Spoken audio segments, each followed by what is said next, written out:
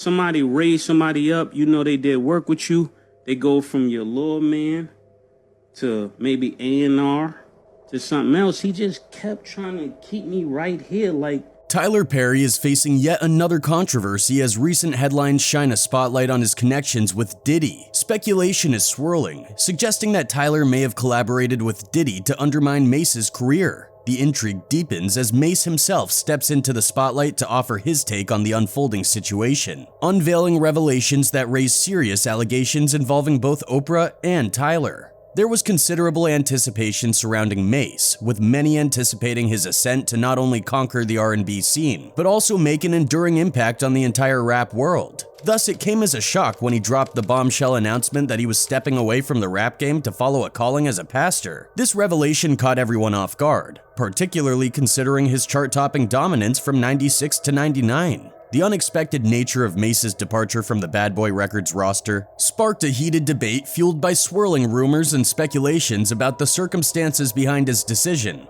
How is it that a 19-year-old rapper can wake up one day and declare, quote, "You know what? I want to get out of this and become a minister"? In the year 1999, Mason Betha, better known as Mace, made a significant announcement that reverberated throughout the music industry. He revealed his departure from Bad Boy Entertainment and the creation of Sane Ministries, an acronym representing Saving a Nation Endangered. Claiming to have had a profound spiritual experience with God, he adopted the title of Minister Mace, signifying his new role and dedication to his religious calling. He also claimed he was, quote, leading people, friends, kids, and others down a path to hell, stating that he left to find God in his heart and follow him. In fact, during the peak of his career, thanks to the tremendous success of his album Harlem World, Mace chose to divulge this very information to a radio interviewer. Quote, "I felt like I had a lot of money, but I didn't really know who I was. I knew I had to do something other than just hip-hop." Nonetheless, skepticism persists regarding the motivations behind Mace's departure. Diddy was notorious for not easily allowing artists to exit their contracts and maintain their status as Bad Boy insiders. Mace had, indeed, entered into a significant and binding deal, prompting inquiries into the circumstances surrounding his exit. I never got paid what I was worth,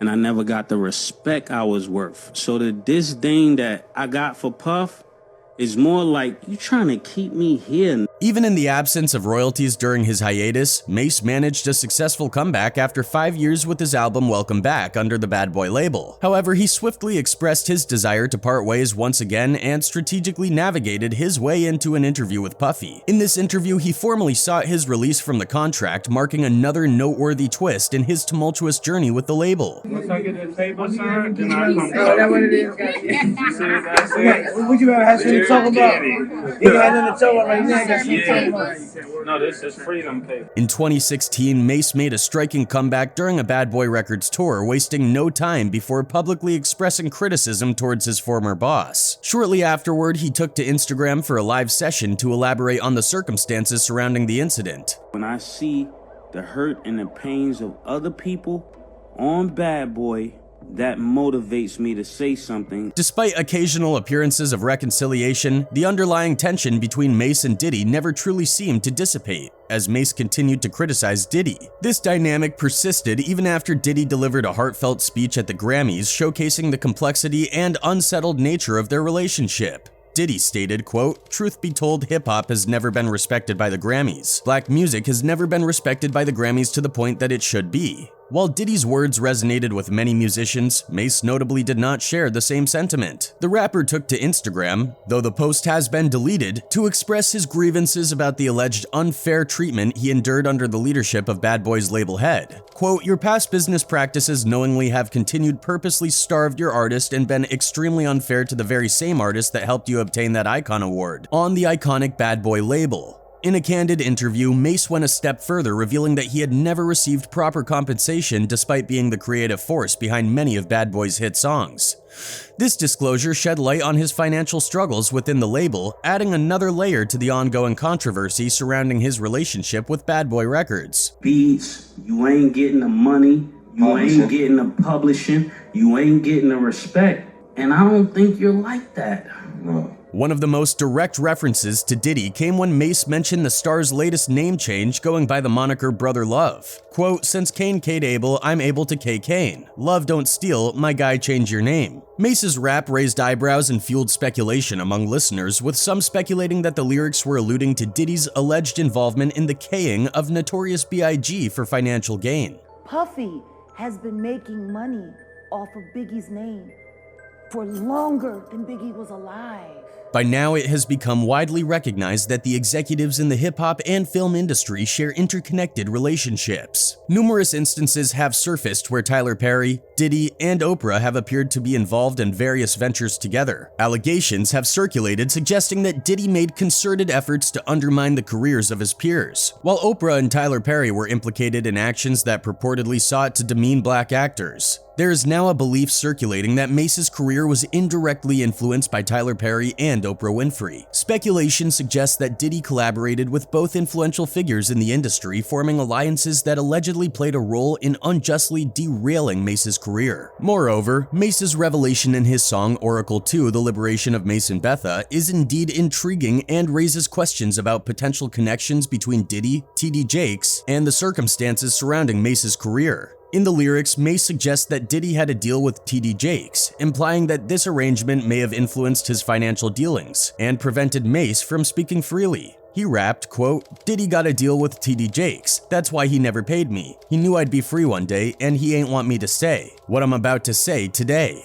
The exact meaning of these lyrics is open to interpretation, and without responses from Diddy or TD Jakes, the specifics remain unclear. Mase might be suggesting that there was some agreement or understanding between Diddy and TD Jakes that affected him and his ability to voice certain truths or leave bad boy records. The reference to Diddy's donation to TD Jakes' church in 2014 adds an interesting dimension, but the song lyrics don't provide explicit details. As of now, it's challenging to ascertain whether Mase is making specific allegations about TD Jakes being involved in Diddy's business practices or if he's using names to create controversy. Critics have raised questions about Diddy's motives behind his significant donation to TD Jakes' church in 2014, speculating whether it was an attempt to curry favor with the preacher or possibly gain tax benefits. Some have also pointed out Diddy's history of alleged exploitation of artists and failure to provide fair compensation, leading to speculation about whether the donation played a role in maintaining control over Mase. The complexities of this situation and Mase's claims add an extra layer of uncertainty. The ongoing nature of this dispute underscores Mase's determination to seek both financial compensation and freedom from his association with Diddy. As the controversy continues, the involvement of TD Jakes remains uncertain. Mase has made his intentions clear, expressing a desire for transparency and fairness in his dealings with Diddy. Whether TD Jakes chooses to address these claims and clarify his role in the situation is yet to be seen, adding further intrigue to the unfolding narrative. However, it is seen that Oprah has talked about Jakes. Despite her public image of joviality, media tycoon Oprah Winfrey has acknowledged facing challenging moments in her life. She credits Bishop TD Jakes for being instrumental in helping her through what she describes as one of the lowest points she has ever experienced. Bishop TD Jakes shared a sermon titled Save the Scraps on October 26th, and Oprah Winfrey, with her extensive following of 34 million on Twitter, retweeted the message. In her tweet, she expressed, quote, "This sermon helped me when I was at my lowest." The sermon by Jakes delved into the theme of waiting for God to structure something appropriately before providing individuals with miraculous blessings. Quote, "The best miracles in your life take time to not be driven by hunger or need or necessity. Sometimes you've got to get yourself structured and in order so that you're ready to receive the magnitude of what God has for you," Jakes said in the sermon. Bishop TD Jakes emphasized the importance of maintaining order, time, and structure in the pursuit of one's goals, cautioning against overlooking the necessary foundations for the weight of what God has in store. He highlighted how some individuals, driven by a strong desire, may neglect the essential structures required to sustain what they have been given. Oprah Winfrey, a longtime admirer of Jakes, has publicly expressed her respect for him on numerous occasions. Before the release of her TV church drama Greenleaf earlier in the year, Winfrey consulted with Jakes to seek his blessing and assure him that the series was not based on him, his family, or his congregation. During a Q&A session with the media in May, Winfrey shared her conversation with Jakes, stating, quote, "I spoke to TD Jakes and said, I just want you to know I'm doing a show about a megachurch and the only resemblance to you is that our main character is called Bishop and you're a bishop. And he says, I'm happy to hear that because I've heard something about it. Winfrey emphasized her deep respect for the church and assured Jakes that she would do nothing to disrespect it. In Oprah Winfrey's show Greenleaf, written by Craig Wright, the script revolves around the dysfunction within the church and the family of Bishop James Greenleaf. Despite the focus on the flaws within the church and its members, Oprah emphasized her deep connection to the black church, stating, quote, "I am who I am, sitting here today because of the church." During discussions with Bishop T.D. Jakes before the show's release, Oprah clarified that the series was not based on Jakes or his congregation, but rather aimed to explore the complexities and imperfections within the church. She shared this with Jakes, stating, quote, "It has nothing to do with you." And he said, "All right, can you send me a ticket?" At a screening of the show's first episode, Oprah elaborated on why she found it important to create a series centered around the church. She highlighted the multifaceted role of the church, serving as not just a place of worship, but also as a community pillar, providing various forms of support, therapy, and nurture. Oprah expressed her belief that the church is a platform that has not been fully explored in this manner before. Similar to Oprah, Tyler is engaged in advocating his beliefs, but some perceive him as leading a cult. Critics argue that figures like them exploit artists, subjecting them to humiliation, making it difficult for them to exit the industry and follow their religious pursuits. These days, Oprah Winfrey is all over the news for the terrible things she's doing in the media business, and Dave is said to have expressed his frustration with the ease with which sugar-coated personalities like Oprah can move around. Why'd you walk away from $50 million? Well, I wasn't walking away from the money. Yeah.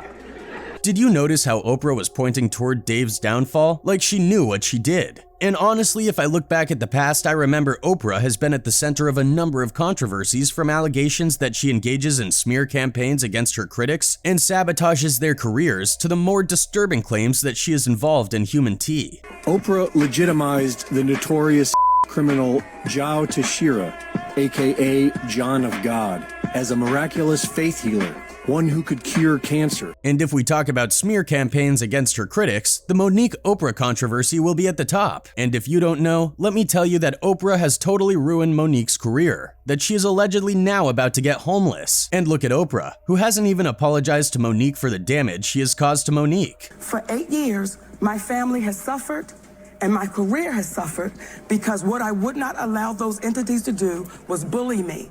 But why did Oprah not apologize? Evidence suggests because of her ego and pride. In 2009, Oprah and Tyler Perry released their Lee Daniels-directed film Precious to the World. The makers of the film made the decision to send Monique on a publicity tour in order to capitalize on the enthusiasm produced by the media as a direct result of the positive critical reception the movie garnered. She said, quote, "I had no idea I'd been blackballed because I don't think that Hollywood has turned its nose up to me," said the actor, suggesting someone had decided to teach Monique a lesson because she's not playing the game. And for the thing that will leave you in awe, Monique literally said that Oprah was making unreasonable demands during their movie campaigns. This is what Monique said. Quote, "We were out on the campaign and she was making unreasonable demands. And this is where reverse racism, I think, happens." After that, Lee Daniels allegedly made threats against Monique, telling her that she would face something ugly. Lee was taking Oprah's side, but after some time, Monique revealed that Lee said some strange things about Oprah. Monique said, quote, "I think that those are feelings that Mr. Daniels is having." He said, "You know, Monique, she didn't thank the producers at the Oscars. She didn't thank the studio, and that's just not things that you do." This makes me hypothesize that Oprah is also not good to the junior artists or the staff that are usually present during the movie. It would appear that the general public has long suspected that Oprah is hiding something. Now for Tyler, people believe that he is even worse than Oprah. Tyler Perry undeniably left a substantial mark, ascending in the Atlanta theater scene and attaining box office success with the Medea series. Despite his achievements, Perry's trajectory has not been free of controversy. Speculation has circulated, implying that Perry's ego grew to a point where he found himself at odds even with influential figures like Oprah. In the fiercely competitive realm of Hollywood, navigating one's way forward often involves employing a few questionable tactics, and it seems that Tyler Perry is no stranger to this reality. And when I'm hearing all this noise, man, it was crazy because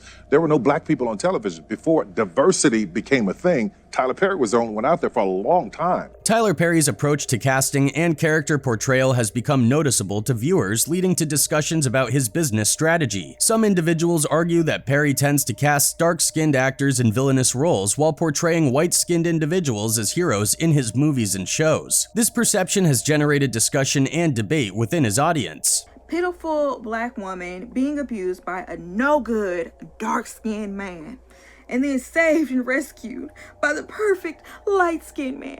During an event, Chris Rock also pointed out the recurring theme in Tyler Perry's movies, noting that there is often a limited portrayal of kind and respectful black-skinned boyfriends in Perry's films. He supported his statement by referencing Tupac Shakur, suggesting that Perry's films could offer a broader range of character representation. He said, quote, "Tupac might be a political leader if he was alive, but then again, Tupac might be in a Tyler Perry movie right now, so you don't know. He might be. Tupac might be the bad boyfriend in the Tyler Perry movie." Chris Rock's point was that Tupac was a highly renowned and popular rapper during his time. However, if Tupac were given the opportunity to appear in a Tyler Perry movie, Rock believed there would be a minimal chance that Tupac would be cast as a heroic character based on Perry's typical casting patterns. He further went on saying, quote, "I would hope he's a senator, but he might be kicking Jill Scott down a flight of stairs." In Tyler Perry movies, there's always okay. Moreover, over the years, numerous comedians have integrated playing characters of the opposite gender into their comedy routines, leveraging the contrast between their authoritative presence and the visual of them in dresses and heels, with their own goal being to elicit laughter. While this comedic technique has produced humorous moments, it also comes with underlying implications and controversy. Dave Chappelle, addressing this practice, had some thoughts. When I see that they put every black man